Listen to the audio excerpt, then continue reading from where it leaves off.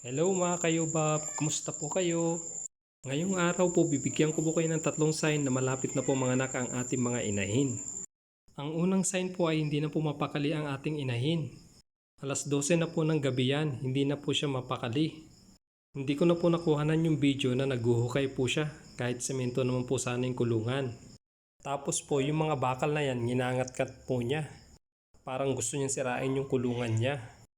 Tapos po yung mga trapal na nilagay ko po sa site, pinagsisira niya po.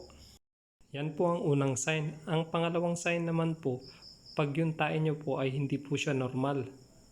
Imbes po na malalaki ang tae niya po is maliliit. Parang tae po siya ng kambing. Yan po siya. Pasintabi na lang po sa mga kumakain po dyan. Kaya pag nakita niyo po yung tae ng alaga niyo po na ganyan, malapit na po manganak yan. At ang pangatlong sign naman po ay sa dede naman po.